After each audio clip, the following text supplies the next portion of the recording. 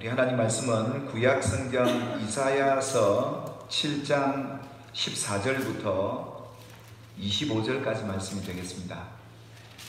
제가 보는 성경은 구약 성경 976페이지에 있는 이사야서 7장 14절부터 25절까지 말씀 우리 한 절씩 찾으셔서 교독하겠습니다. 14절부터 되겠습니다. 제가 먼저 14절 보겠습니다.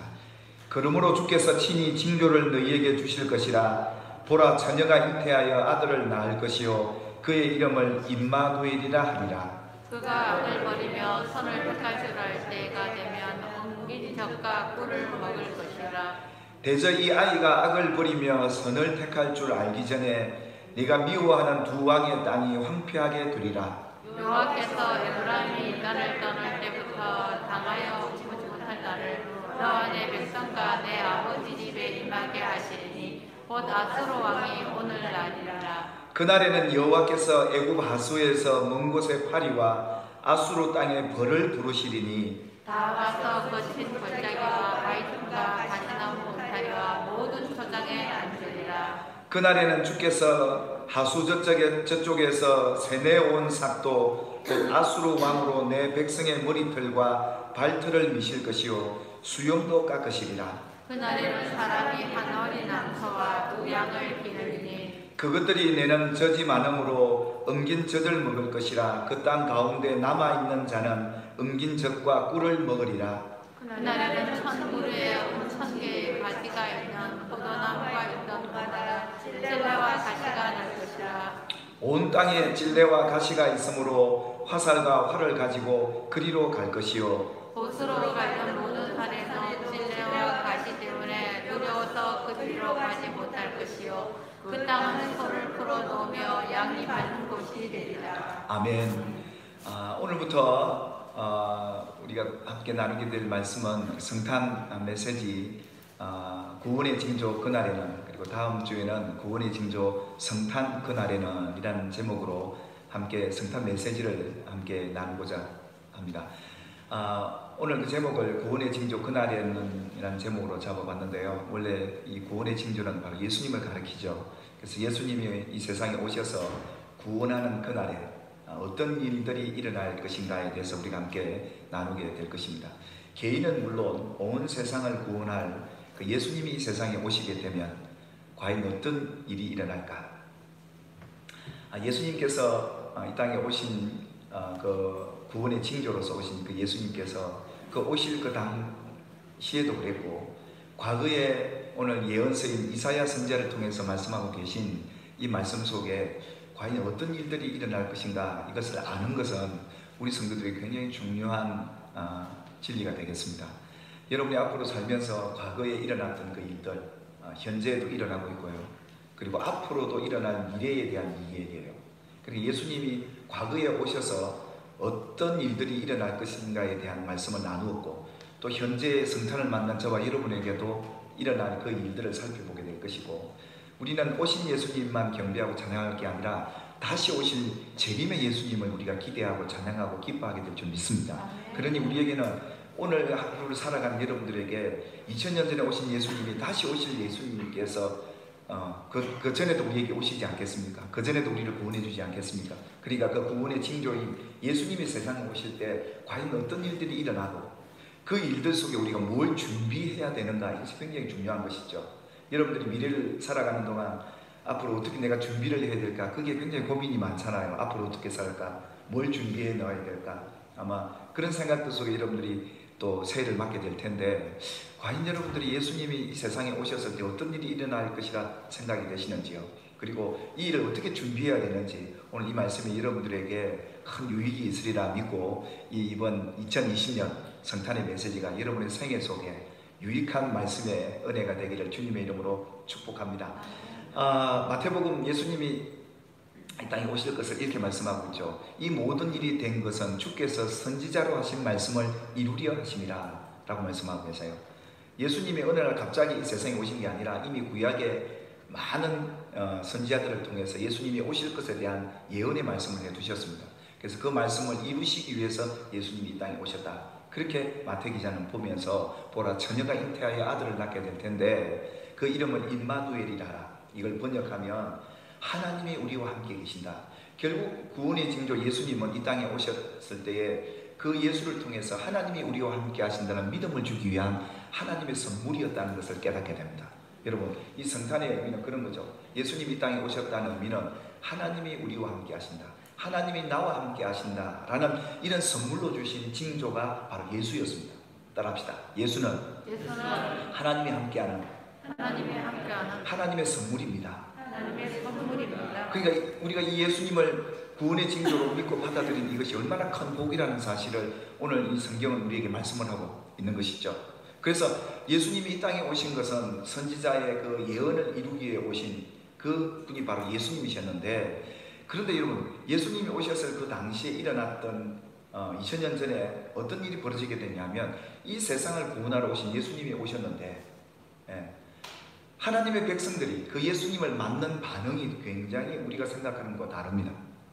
한번 읽어볼까요? 마태복음 2장 1절부터 3절 시작. 헤롯 왕 때에 예수께서 유대 베들레헴에 나시매 동방으로부터 박사들이 예루살렘에 이르러 말하되 유대인의 왕으로 나신 이가 어디 계시냐? 우리가 동방에서 그의 별을 보고 그에게 경배하러 왔노라 하니 헤롯 왕과 온 예루살렘이 듣고 소동한지라. 여러분, 세상에 이미 하나님의 백성들에게 여러 예언을 통해 선지자를 통해 예수님이 오실 것에 대한 예언을 다 해두셨는데, 가장 먼저 알아야 될 대상이 하나님의 백성이어야 하는데 동방의 이방인들이 먼저 예수님의 탄생을 알게 되었다는 거예요. 이것 또한 참 성경의 기적이 아닐 수가 없고요, 하나님의 은혜가 아닐 수 없는데, 이 동방의 박사들이 먼저 예수님의 탄생을 알고 온 세상을 구원할 유대인의 왕으로서 오실 예수님을 먼저 발견한 사람들이 바로 이 동방의 박사들이었습니다. 아니, 또 이것만큼은 또 괜찮겠습니다만, 이들이 알고 예루살렘으로 왔는데, 와서 예루살렘 왕과 그 신하들 앞에서 유대인의 왕으로 나시니 세상을 구원할 왕으로 오신 그분이 어디 계십니까? 그분을 우리가 경배하러 왔습니다 라는 소식을 듣자마자 할렐루야 막 그러면서 막 왕과 백성들이 막 그냥 축제를 벌이고 박수를 치고, 정말 우리가 기다렸던 분이 오신다, 여기에 얼마나 기뻐해야 됨에도 불구하고 성경은 전혀 다른 반응이 나옵니다. 아니, 그동안 그들이 기다리고 왔는데 하나님의 백성들인 이 예루살렘에 사는 당신의 백성들이 예수님이 오실 것도 알고 있고 그분을 기다리고 있는 이 백성들이 막상 그날에 예수님이 오셨는데도 이 백성들이요, 기뻐하고 즐거워하기는커녕 도리어 그들 속에 이상한 갈등들이 일어나기 시작합니다. 막 소동이 일어납니다. 이거 뭐야 이거? 예수님에게 경배하기는커녕요, 막 그들 마음이 그냥 요동치기 시작합니다. 왜 이렇게 돼버린 걸까요? 이 일 동안, 이 일어난 일 또한 이미 선지자의 예언에 다 기록되어 있습니다. 그러니까 이게 어느 순간 일어난 게 아니라 예수님이 오시는 그날에 일어날 일들을 이미 이사야 선지자를 통해서 이미 다 예언을 해놓고 있더라고. 이들이 서로 통하는 이유가 있었습니다. 갈등하고 도리어 두려워하는 일들이 생기게 된 겁니다. 여러분이 성탄을 맞는 여러분들에게 두려움이 있으십니까? 기쁨이 있으십니까? 소동이 일어나고 계십니까? 예수님 오신 소식 그 자체만으로 기뻐하고 즐거우십니까? 여러분들이 선택하시는데 삶이 너무 힘들고 어려워서 예수님이 2000년 전에 왔다고 해도 오셨고 막 밋밋하십니까? 아니면 도리어 그 마음이 소동이 일어나고 갈등이 일어나고 도리어 마음에 뭔가 좀 번잡한 그런 생각들이 드십니까? 예수님이 오신 날에, 그날에 이런 일들이 일어날 것을 이미 하나님은 아시고 미리 예언해 두셨는데 왜 이렇게 소동이 일어나고 그들 속에 갈등이 일어나고 두려움까지 일어나게 되었는가? 여러분, 예수님이 성탄에 일어난 두 반응 여러분들이 잘 아시죠? 소동과 갈등이 일어났습니다. 예루살렘 사람들, 그래서 그 구원에, 예수님이 오신 그 구원을 누리지를 못합니다. 그런데 반면에 여러분 잘 알고 있는 예수님이 오심을, 그분이 누구신지를 알고 믿는 그 백성들에게는 기쁨이 가득했고 찬양이 가득했고 예수님의 오심이 그들에게는 소망이었기에 정말 이 소수의 사람들이 예수님의 성탄을 기뻐했더라 이겁니다. 참 세상은요, 제가 이 말씀을 준비하면서 그때나 지금이나 다르지 않구나, 하나님의 자녀들이면서도 하나님의 백성들이면서도 성탄절의 이 기쁜 의미를 누리지 못한다면 과연 그 이유가 뭔가 하는 겁니다. 여러분은 소동하고 갈등하고 계시는 분이 아니시길 바라고 기쁨으로 경배하는 이번 성탄이 되기를 축복합니다. 그래서 예수로 인하여 그 기쁨과 평안함, 얼마나 그들이 기다렸던 분인데, 얼마나 사모함이 기다렸던 분인데, 그분이 오시면 그 놀라운 구원의 은혜를 누리게 될 텐데, 이걸 누리는 사람이 있고 그걸 누리지 못하는 사람도 있더라 이럽니다. 여러분 믿음 생활 똑같이 해도 여러분 예수의 구원의 기쁨을 누리고 살아가기를 주의 이름으로 축복합니다. 오늘 성경은 오늘 우리에게 이걸 원하는 거예요. 왜 못 누릴까? 왜 기뻐하지 못할까? 예수 한 분으로 왜 만족이 안 될까? 도리어 예수 때문에, 신앙 때문에 도리어 소동이 일어나고 갈등이 일어나고 있지는 않는가 하는 것이 하나님이 오늘 우리에게 물어보시는 메시지인 것 같습니다. 여러분 오늘 이사야 선지자는 이렇게 하나님의 징조에 대해서 이렇게 말씀합니다. 그러므로 주께서 친히 징조를 너희에게 주실 것이다. 이 징조는 바로 예수님을 말하죠. 처녀가 잉태하여 아들을 낳을 것이다. 그의 이름을 임마누엘이라 하리라. 그렇게 말씀하세요. 그러니까 지금 이스라엘 백성 이미 예수님이 오시기 훨씬 이전에 유대라는 조그만 나라의 아하스 왕 때에 이미 하나님이 그들에게 이 징조를 보이시면서 구원의 주 바로 예수가 이렇게 올 것이라는 것을 이렇게 예언해 두신 겁니다. 그래서 그가 아들 부리며 선을 택할 줄 알 때가 되면 엉긴 젖과 꿀을 먹게 될 것이다. 뭐 엉긴 젖 여러분 별로 취향이 안 맞으시죠? 예, 엉긴 젖 그럼 보통 우리 생각할 때 뭐 우유가 젖이 이게 뭐 엉기면 별로 안 좋은 것 같이 느끼는데 여러분 쉽게 말하면 버터입니다. 버터. 예, 우리가 표현하기 좀 그래서 그렇지 한글 성경에 그냥 엉긴 젖하고 꿀을 먹는다고 그러니까 우리하고 별로 식성이 안 맞아서 별로 피부를 안 받아갈지 모르겠지만 이 유대인들에게는 그 식사에서 가장 풍성한 식탁이 버터와 꿀이 있는 겁니다. 우리나라 같으면 불고기가 있든지, 예, 저 바닷가에 있는 영적 대게가 한 마리 올라와 있든지, 어쨌든 이 밥상이 굉장히 풍성해지는 그런 은혜를 경험하게 될 것이다. 이렇게 말씀했던 겁니다. 그러니까 구원의 징조 예수가 오면, 너희가 예수를 믿게 되면, 그 오신 예수를 말미암아 너희가 이렇게 엉긴 젖과 꿀을 먹게 되는 구원의 은혜를 누리게 될 것이다. 이것이 이사야 선지자를 통해서 예언해 주셨던 내용 아니겠습니까? 처녀가 잉태하여 아들을 낳을 것이다. 이럴 수가 있겠습니까? 이는 도무지 현실 불가능한 것일 수 있겠죠. 요즘에 얼마 전에 보니까 한 연예인이 외국인인데 뭐 처녀가 아이를 낳았다고 지금 온 신문에도 나오고 막 그랬는데 그걸 보면서 저 양반이 예수를 닮아가 있는 건 아닌데 처녀가 잉태하여 아들을 낳았다는 것은 예수님은 사람의 씨로 받은 게 아니라 성령으로 된 분이고 하나님의 능력으로 만들어진 분이 바로 예수님이라는 사실을 오늘 이 말씀으로 천사가 더 대답해 주죠. 같이 해볼까요? 시작. 천사가 대답하여 이르되 성령이 내게 임하시고 지극히 높으신 이의 능력이 너를 덮으시리니 이러므로 나실 바 거룩한 이는 하나님의 아들이라 일컬어지리라. 그래서 예수님께서 이 땅에 오실 때는 성령으로 잉태된 분이잖아요. 사람의 씨가 아니라 성령으로 잉태된 그 거룩한 하나님의 아들, 그분이 바로 예수입니다. 하나님의 아들로서 우리를 구원하실 분이다 라고 하면서 그분이 오시게 되면 이같이 구원의 징조인 바로 예수를 통해서 바로 너희가 먹게 될 이 풍성한 구원의 은혜, 버터와 꿀을 먹게 될 것이란 이 비유적인 표현을 하나님께서 이미 해주셨던 것이죠.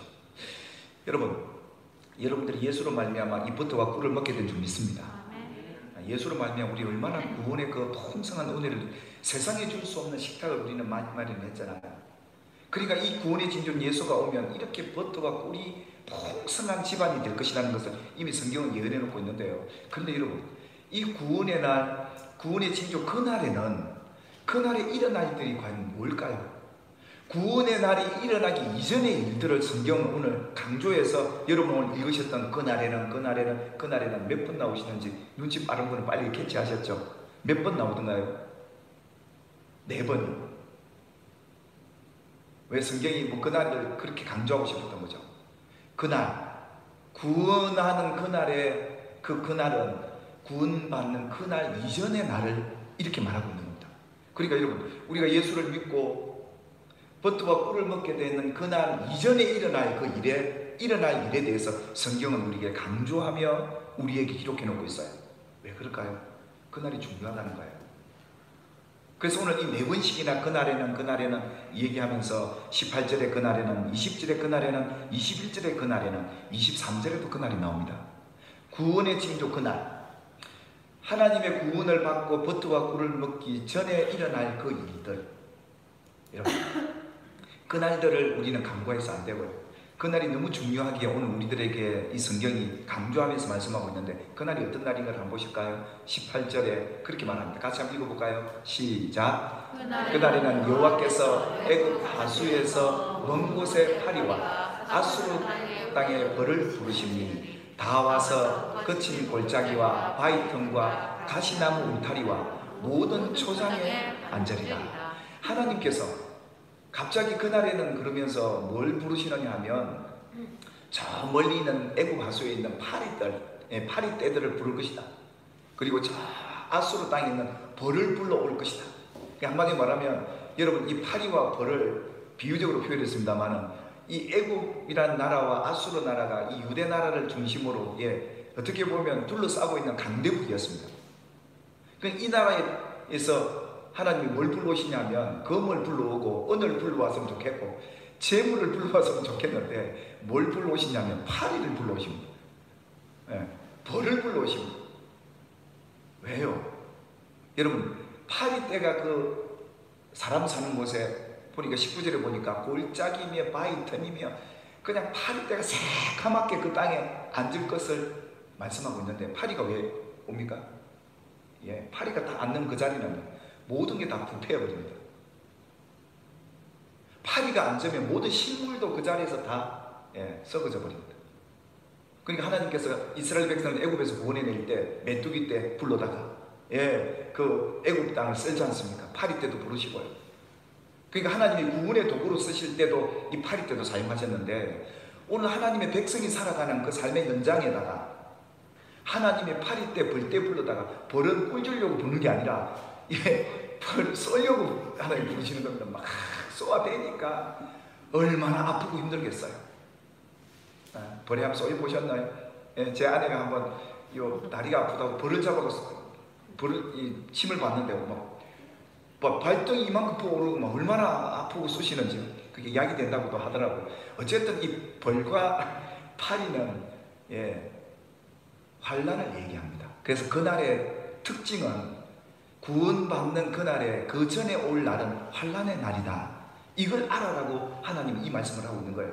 그러니까 예수님이 오셔서 구원할 그날에 먼저 파리떼, 벌떼 불러다가 너희가 이런 환난을 받게 될 거다. 음식도 썩어지고 못 먹게 되고 너희 초장 밭에도 어떤 식물도 먹지 못하는 황폐한 환난을 맞게 될 것이다. 가난을 맞이하게 될 것이다. 배고픔을 맞이하게 될 것이다. 언제요? 그날이에요. 예수님이 세상을 구원하기 전에 말입니다. 이런 일들이 일어날 것에 대한 얘기를 해주셨던 거죠. 그리고 20절 그날에 한번 같이 읽어볼까요? 시작. 그날에는 주께서 하수 저쪽에서 세네온 삭도 곧 아수르 왕으로 내 백성의 머리털과 발털을 미실 것이요 수염도 깎으시리라. 또 두 번째 그날에는 하나님께서 저 하수가에 있는 세네온 삭도랍니다. 그 대상이 뭐였냐면 아수르 왕이었습니다. 왜 세네온 삭도라고 했을까요? 한마디로 여러분 삭도 그러니 칼 말입니다. 이 세네온 삭도는 다름이 아니었습니다. 이 유대 나라 아하스 왕이 조공을 바치고 그 나라 왕 앞에 고기를 숙이고 그 나라 신을 섬기는 그런 왕이었기에 믿었던 대상이었습니다. 그러니까 예수님이 세상에 오셔서 구원하기 전에 일어날 일들은 우리가 믿었던 그 왕이, 우리가 그만큼 고개 숙이고 따랐던 그 왕이 내게 와서 그 삭도가 와가지고 그리고 이 아수르 왕과 그 군대가 굉장히 잔인한 이 군대들이거든요. 굉장히 악독한 왕이고 군사들이기 때문에 그들이 하나님의 백성들에게 와가지고 칼을 들고 세네온 칼을 들고 믿었던 칼입니다. 완전히 믿었던 이 사람들이 자기한테 와서 머리도 밀고 발털도 밀고 그것만 밀면 괜찮은데 수염까지 깎으시게 해주겠다. 하나님이 이러시는 겁니다. 그러니까 굉장한 환란이죠. 여러분 세상 마지막 때가 되면 하나님의 다른 우리가 믿었던 것에 발등 찍힌다는 말이 있죠. 이들이 그렇게 믿었던 그 아수르 왕과 그 군사들에게 그런 환란을 받게 될 것이라는 그런 예언의 말씀을 해주고 있습니다. 여러분 유대인들에게 가장 큰 재앙은 이런 것이었어요. 몸에 있는 털 굉장히 소중히 여기죠. 왜? 하나님이 주신 복의 상징인 털이에요. 좀 이상하죠? 그래서 그들은 종교의식 속에 머리털은 절대 밀지 않습니다. 왜요? 이 머리털은 그들의 힘이요 권위를 나타내요. 그래서 그 당시만 해도 이 유대인들에게 있었을 만큼 이 머리털은 그들의 권위요 힘이었습니다. 그러니까 뭡니까? 아수르 왕이 와서 그 군대가 와서 머리털을 민다는 말은 그들의 권위를 땅에 떨어뜨리게 만든다는 거예요. 그들의 힘을 뺀다는 겁니다. 그뿐이겠습니까? 발털은요, 그들이 가지고 있는 모든 소유물들 이걸 다 가져가겠다는 겁니다. 그렇게 믿었던 그 대상이 자기 집에 있는 모든 힘을 빼고 모든 소유까지 다 뺏어갑니다. 그것만 하면 좋겠는데요, 수염까지 깎는 건 뭔지 아십니까? 수염을 깎는다면 그들에게 최대의 수치입니다. 그러니까 인생의 쓴맛을 그냥 믿었던 대상에게 다 받는다는 거죠. 그게 그날에 일어날 일이었어요. 그러니까 모든 걸 뺏기고 수치까지 힘입은 이 백성들, 그날에 그런 일들이 일어날 것이네 하나님께서 말씀하시면서, 그런데요, 이런 구원의 이전의 날에 일어나게 될 구원받을 자들이 있더라 입니다. 오늘 여기에 구원받을 자들이 여러분 되시기를 주님의 이름으로 축복합니다. 그들이 누군지 한번 볼까요? 21절 22절 시작. 그날에는 한 사람이 어린 암소와 두 양을 기르리니 그것들이 내는 젖이 많으므로 엉긴 젖을 먹을 것이라. 그 땅 가운데 남아있는 자는 엉긴 젖과 꿀을 먹으리라. 그러니까 이런 환난의 날에 한 사람이 한 어린 암소를 기릅니다. 이 암소는 이제 어린 암소는 앞으로 계속 젖을 낼 수 있는 동물이지 않습니까? 그와 두 양까지 기르는 이 사람. 그런데 이런 상황 속에서도, 이런 환난의 날에서도 포기하고 절망하고 두려워하고 그 자리를 떠나는, 도망하는 자들이 아니라 남아있는 자들이 있다는 겁니다. 이런 환난한 날에 이렇게 믿었던 도끼에 발등 지키고 애굽의 벌떼들이 파리 때 아수르의 벌떼가 날아와서 그렇게 삶을 황폐하게 만드는데도, 이렇게 그들을 가난하게 하고 아프게 하는데도 남아있는 자들이 있더라는 겁니다.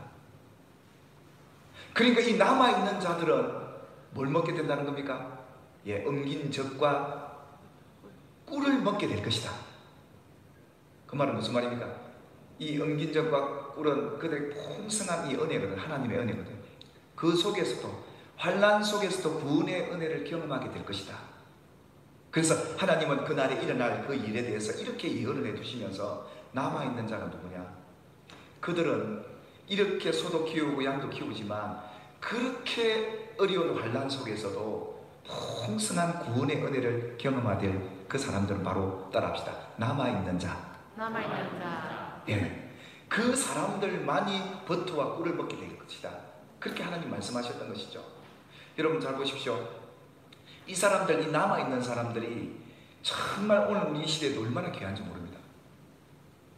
자, 이 남아있는 사람들 이렇게 한번 보십시다. 23절 같이 한번 읽어볼게요. 시작. 그날에는 1000그루의 은천개의 가치가 있는 포도나무가 있던 곳마다 진레와 가시가 날 것이라. 온 땅에 진레와 가시가 있으므로 화살과 활을 가지고 그리로 갈 것이요, 보습으로 갈던 모든 산에도 진레와 가시 때문에 두려워서 그리로 가지 못할 것이요, 그 땅은 소를 풀어 놓으며 양이 밟는 곳이 되리라. 이 남아있는 사람들의 특징이 이런 거예요. 그들이 환난받기 전에는 이 포도나무가 얼마나 귀했던지요, 이 나무 한 그루의 은 하나였어요. 이건 굉장히 큰, 굉장히 비싼 포도나무거든. 그러니까 이 1000그루의 은천개의 가치가 있는 이 포도나무를 심어놓던 거기에 뭐가 난다고요? 진레가 나고 가시가 나는, 환난이 오가는 겁니다. 여러분, 진레가 나고 가시가 나면 이 포도나무 못 쓰게 되는 겁니다. 그러니까 이런 땅에서도 도망가지 않고 포기하지 않고, 예전에는 그냥 이런 게 없으니까 편안하게 뭐 풀만 좀 뜯어주고 벌레만 좀 잡고 아주 쉽게 농사 지었는데, 여기에 진레와 가시가 들어오니까 하나님께서 뭐라고 말씀하시냐면, 따라합시다. 화살과 활을 가지고 그리로 들어갈 것이요. 그 무슨 말이냐면, 이렇게 편안하게 농사 짓던 그 귀한 포도나무에 찔레와 가시가 나서 도무지 이제 농사 짓지 못하는 그런 땅이 되어버린 겁니다. 그러니까 여기서 아이고 나는 이제 망했다 하고 낙심하고 포기하고 도망가는 게 아니라 이제는 거기 뭘 갖고 들어가냐면 예전에 쓰지 않았던 무기를 들고 들어가는 겁니다. 화살과 활을 갖고 들어가는 겁니다. 여러분, 찔레와 가시를 잡는다는 말은 이 활과 화살이 어떻게 가시로 찔레를 잡냐 이 말입니다. 이 찔레와 가시는 뭐냐? 도둑입니다. 한마디로 아수르 군대, 세상에 힘이 막 들어오는 겁니다. 그때 아이고 망했다, 나는 막 그냥 도망가려는 이런 게 아니고 막 그런 가시와 찔레 같은 세상의 힘이 막 들어와서 내 소유와 내 삶을 이렇게 위협해 올 때 포기하지 말라는 겁니다. 그러니까 여러분, 이 시대에 살아갈수록 여러분들에게 도전이 되는 말씀이에요. 이거는요, 새로운 뭔가가 필요해요. 어떤 분은 그러잖아요. 호떡 장사를 하면 안 된다더라. 야, 요새 호떡이 누가 먹어줘? 그런데요, 요새 호떡 히트 치는 젊은 일꾼들 얼마나 보십시오. 그들은 뭔가 생각이 달라요. 뭔가 다른 화살과 활을 갖고 들어가는 거예요. 그런 사람이 세상을 승리하거든요. 안 된다, 못한다, 이거는 핑계고, 이미 세상에 진 사람들이 하는 얘기지만 우리 예수 믿는 사람들은 망한 자리에서도 흥하게 되는 분이 여러분들이 좀 믿으시길 바랍니다. 왜 그렇습니까? 임마누엘 하는 분이 우리거든요. 하나님이 우리와 함께 한다는 이 믿음을 가지면 무엇을 해도 그 망하는 자리라도 안 되는 자리에도 하나님은 화살과 활을 갖고 들어가. 내가 지켜줄게, 내가 도와줄 테니까. 하나님이 가만히 있는데 도와주는 분 아니거든요. 뭔가 믿음을 갖고 하나님 앞에 새로운 무기를 갖고 나가야 된단 말이에요. 뭐 가게 장사 하시는 분도 계시는데 안 된다더라, 이런 장사는 뭐 비전이 없다더라, 천만에요. 하나님이 함께하면 됩니다. 그러니까 거기에 새로운 화살과 활이 필요했던 거예요. 아이고 나는 뭐 이제 이거 망했다, 딴 데 가서 다른 걸 하든지. 아니요, 그 옛날에 어른들이 지혜로 말했잖아요. 한 우물만 파면 뭐가 된다는 거거든요. 안 된다, 못한다가 아니고, 이 좋은 포도나무에 이 찔레와 가시가 나서 무서울 것 같지만 두려워하지 말고 포기하지 말고 도망가지 말고 거기에 남아서 끝까지 활과 화살을 갖고 들어가서 해보라는 거예요. 남은 자들이 바로 우리가 가져야 될 자세가 이런 거거든요. 여러분이 인생을 살다가 여러 가지 실패도 경험하고 어려움도 만나게 될 때 임마누엘 하시는 하나님을 기억하십시오. 아멘. 하나님은 당신의 남아있는 백성들에게 임마누엘 하셔서 아멘. 엉긴 적과 꿀을 먹게 하실 줄 믿습니다. 이게 하나님의 백성들의 기준이 돼야 돼요. 막 조금만 하면 안 된다, 못한다, 이런 소리 하면 안 되고요. 따라합시다. 하나님이 함께하면 됩니다. 그러니까 하나님 뭘 갖고 나갈까요? 지혜를 구하는 거예요. 하나님, 예전에는 이거 갖고 해보니까 안 되는데 이걸 갖고 한번 나가볼까요? 하나님 지혜도 구하고. 그 인생을 성공적으로 사는 마지막 때 성도들의 모습은 이런 거예요. 뭘 해도 여러분이 있는 자리에서 남아있는 자로서 새로운 도전을 할 수 있게 되기를 주님의 이름으로 축복합니다. 여러분이 그 자리에서 하나님 머리가 되기를 원하십니다. 아멘입니까? 그래서 여러분들이 그런 자리에서, 안 되는 자리에서 되게 되는 것이 하나님의 영광을 드러낼 수 있잖아요. 하나님이 이걸 바라셨던 거예요. 그래서 구원의 주님이 오셔서 너희들을 구원하기 전에 이런 일이 일어나게 될 텐데, 그 대부분 여러분 예수 믿는 사람들이 언제 예수를 믿게 됐냐면 대부분이 큰 환난을 만났을 때예요.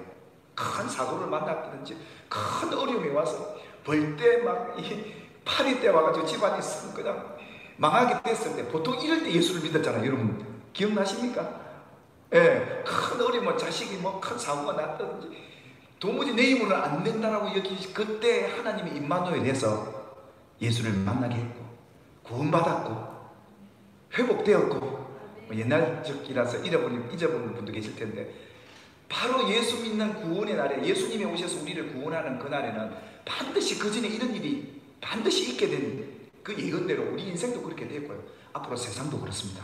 앞으로 살아갈 날이 막막하다고 여기지 마시고 임마누엘 하신 그 주님이 우리에게 오시면 활과 화살을 우리가 준비해서 새로운 무기를 갖고 그 밭을 정복해 갑시다.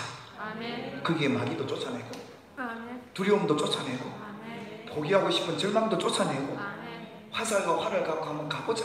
호떡을 하면 이제는 해바라기 씨도 한번 넣어보고, 보니까 그렇더라고요. 뭐 여러 가지 좀 있어가지고 연구도 해보고 밤새 머리도 짜내보고 해서 새로운 도전이 필요한 시대가 우리가 살아갈 마지막 세대라 이 말입니다.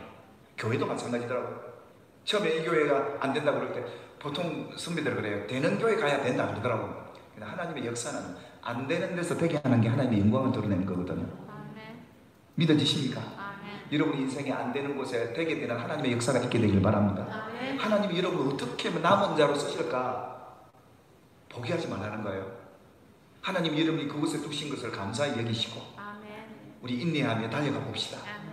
오늘부터 차십시오. 화살을 차시고 활을 끼고,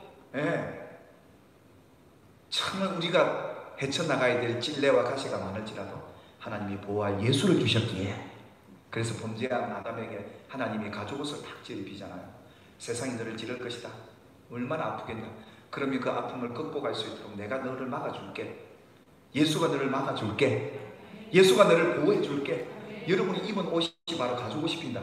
그게 예수 옷이거든요. 예수의 옷을 여러분이 입으셨다는 사실을 믿으시길 바래요. 그럼 여러분 아파도 견딜 수가 있어요. 그리고 이 아픔을 넘어서 남은 자로서 버터와 꿀을 먹게 되는 그런 복이 여러분에게도 있게 되기를 주님의 이름으로 축복합니다. 앞으로 예수님 재림할 때까지 여러분에게 주님이 오셔서 여러분 구원하실 때 환란이 막 여러분 앞에 왔을 때 어떻게 해야 될까? 지금 코로나 우리를 덮었습니다. 이것도 환란되죠. 우리가 신앙생활 하기 힘듭니다. 먹고 살기도 힘듭니다. 꼭 그런 상황이에요. 이 환란 때에 하나님 여러분이 남은 자가 되기를 하나님 바라고 계십니다. 그래서 여러분 말부터 바꿔야 돼요. 따라합시다. 임마누엘 하신 하나님이 계시면 됩니다. 해봅시다. 이것이 예수 믿는 사람이 가져야 될 기질이란 말이죠. 어깨 딱 피시고 한번 도전해 봅시다. 우리 구미리고산 식당 새롭게 하나님이 열어가시든지 하나님이 열어가시도록 기도해 주시길 바랍니다. 우리가 서로가 어려울 때 그런 부분을 뒤에 영적으로 후원해 주고 지혜도 같이 나누고 기도의 힘이 절실히 필요합니다. 특히 무엇보다도 이 세상 갈수록 사랑이 식어져요. 사람은요 어떤 다른 스킬도 기술도 필요하고 그런 것도 필요하지만 사람이 좋으면 가요. 그러니까 우리에게 있어서 가장 큰 능력은 사랑이거든요. 저는 생각하면서 우리 예수 믿는 사람은 장사를 나가는 일 때요 정말 불쌍히 남을 여기고 사랑을 베풀어 보십시오. 하나님이 변화되어 돌아오게 하실 줄 믿습니다. 이게 가장 큰 무기죠. 우리한테는. 아멘입니까? 믿음이 여러분의 무기고 인내가 여러분의 무기고 또 거기에 하나님이 지혜까지 더해 주셔서 필요한 각자의 무기들도 하나님이 다 갖추게 하셔서 여러분이 하고 있는 그 일에서 하나님이 성공을 거두게 해주시는 복이 있게 되기를 주님의 이름으로 축복합니다. 아무리 그 사람이 지혜롭고 똑똑해도요 그 사람 인격이나 그 사람이 영혼을 사랑하는 마음이 없으면 참 힘들더라고요. 중요한 것은 나보다 고객을 먼저 생각하고, 아멘, 나보다 남을 먼저 생각하고, 내게 어려움이 좀 닥치면 좀 가지만 남에게 어려움이 닥칠까 그게 염려가 되고, 저는 우리 주동산 교회가 그런 성도들이라고 믿습니다. 몇 분들에게 문자를 받으면서 저는 참 너무 감사해서 우리 교회 이런 성도도 있다니 너무 감사하더라고요. 나보다 남을 먼저 생각하고. 아멘.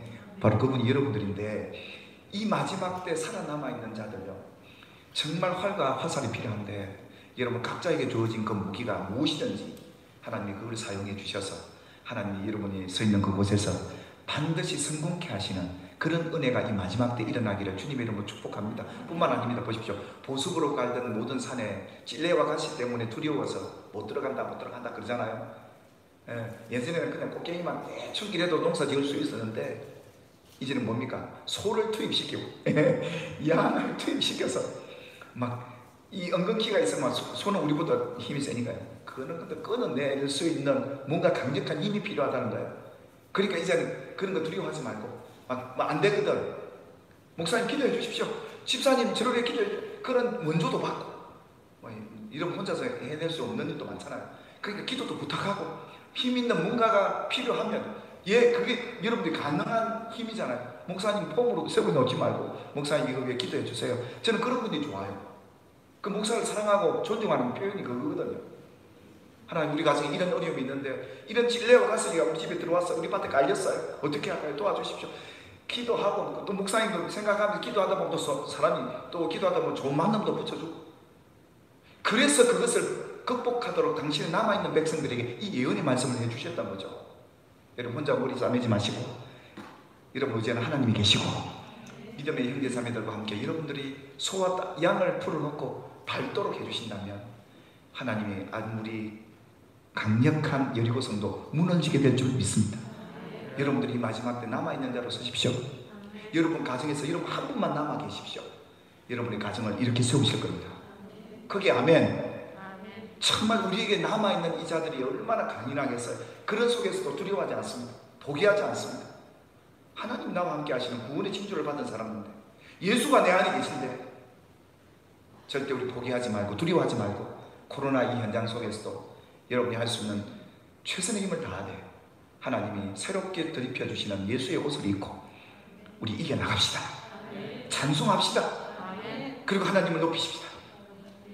하나님 오늘 이걸 바라시는 것이죠. 그래서 보십시오. 이 남은 자들에게 하나님이 이 구원의 징조를 주시면서, 여러분 이 성탄절은 예수 믿지 않으면 소동과 갈등이 많은 시대입니다. 앞으로 보십시오. 믿는 것 때문에 도리어 더 갈등이 많아지는 시대가 옵니다. 예수님 때문에 여러분들의 삶이 때로는 더 고달플 수도 있다고 여길 때가 옵니다. 근데 경험하십시오. 예수로 인하여 그 남은 자로서 버터와 꿀을 먹는 경험을 할 수 있게 되기를 주님의 이름으로 축복합니다. 버터와 꿀을 먹는다는 건 꼭 우리 육신의 양식도 중요하겠지만 내 마음이 너무 풍성해져요. 아멘입니까?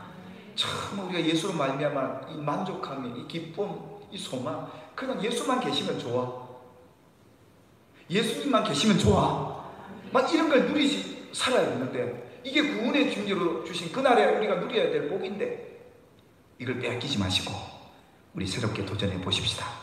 여러분의 자녀 가정 어려움이 무엇입니까? 벌떼가 날아와 계십니까? 찔레와 가시가 여러분을 찌르고 와 있습니까? 하나님이 이기게끔 여러분에게 능력을 붙여주실 테니까 기도하십시오. 같이 기도할 힘을 같이 부대끼어서 권사님이나 집사님들의 기도 요청도 하고, 이거 부끄러운 거 아니에요. 그건 나중에 이겨놓고 해요. 같이 우리가 힘을 합쳐서 우리 교회 이 어려움도 국난도 이겨내고, 저는 여러분들이 이 어려울 때 교회 와서 같이 예배한다는 이것도 굉장히 힘을 모으는 거고, 영상으로 함께 예배하는 성도들도 계신데 이 영상과 함께 힘을 같이 영적으로 모은다면 우리 교회는 이 코로나도 이겨낼 것이고 앞으로 다가올 마지막 때의 환난을 이겨낼 강력한 군대가 될 줄 믿습니다. 그런 남은 자가 되셔야 돼요. 우리 이겨냅시다. 저도 하나님께서 이 말씀 속에서 목회에 다시금 화를 주십시오. 하나님 화살을 주시려 믿음의 동력자들 붙이시고, 앞으로 우리 교회가 7주년 지나서 이제 장로님도 세우고 교회 일꾼들도 세워나갈 계획도 해야 되는데, 그래서 힘있게 우리 교회가 세워지도록 미국에서도 보내주시고 우리 또 저 영양에서도 보내주시고 하나님 하신 거 보면 제가 가슴이 너무 설레요. 여러분 한 분 한 분이 이 시대의 남은 자로 서시기를 주님의 이름으로 축복합니다. 남은 자는 배짱으로 삽니다. 예수 배짱으로 단단해집니다. 환난 때 무너지지 말고 포기하지 말고 도망가지 말고, 여러분 가정이 어렵다고 사업이 어렵다고 팽개치고 포기하지 말고 우리 다시금 시도하면서 남은 자로 승리할 수 있게 되기를 주님의 이름으로 축복합니다. 그리고 예수님이 오셨어요. 자 보십시오. 이 애굽의 말들과 아수르의 벌떼들이 온 것처럼 이 로마의 지배 속에 있으니까요, 예수님이 유대인의 왕으로 오셨다는 얘기를 듣고 갈등이 생깁니다. 왜? 두 왕을 섬겨야 되거든. 두 왕을 의지해야 되거든. 여러분 이것이 얼마나 갈등이 되고 소동이 되겠습니까? 그러니까 이 백성들은 예수가 왔는데도 그 구원의 기쁨을 못 누리는 거예요. 그렇게 기다려왔는데도, 그렇게 믿고 있다는 하나님의 백성들도 이 현실이 벌떼들 파리떼들 때문에, 가시와 질병 때문에 이 기쁨을 못 누리고 있는 이 안타까운 예수님이 오신 2000년 전의 현실, 그때 오늘날도 마찬가지입니다. 우리 예수 믿는 사람 예수로 만족하고 그 구원의 기쁨을 누리며 버터와 꿀을 먹게 되는 남은 자들로 살아갈 수 있게 되기를 주님의 이름으로 축복합니다. 주님이 여러분을 여러분의 사업에서 구원해 주실 줄 믿습니다. 여러분 인생에서 구원해 주실 줄 믿습니다. 질병에서 구원해 주실 줄 믿습니다. 악한 마귀의 권세에서 여러분이 구원해내는 기쁨을 누리게 될 줄 믿습니다. 우리 이런 예수, 임마누엘 하신 그 예수가 여러분 속에 계시다는 믿음을 갖고 이번 성탄만큼은 우리 기쁨 충만, 은혜 충만, 교회 자주 못 오고 막 괜히 사람들만 만나서 들뜨지 말고 예수님 안에서 들뜨고 골방에서도 춤추고 혼자 차를 타고 가면서 룰루랄라 찬양하고, 이게 찬송하며 이 성탄을 맞는 게 더 기쁨이 되지 않겠나 하는 생각도 해보면서 가족끼리 옹기종기 앉아서 이 성탄의 기쁨을 나눌 수 있게 되길 바라고, 할 수만 있다면 힘들고 어려운 이웃들과 함께 나누면서 선물도 나누고 마음도 나누고 해서 이 성탄의 이 기쁨과 은혜를 함께 젖과 꿀을 먹으면서 누리게 되는 성탄이 될 줄 믿습니다. 다음 주에는 성탄 그날, 바로 그날에 일어났던 이 갈등과 소동을 나누면서 여러분의 진정한 평화가 여러분 가정과 심령에 가득하기를 주님의 이름으로 축원합니다. 찬송하십시다.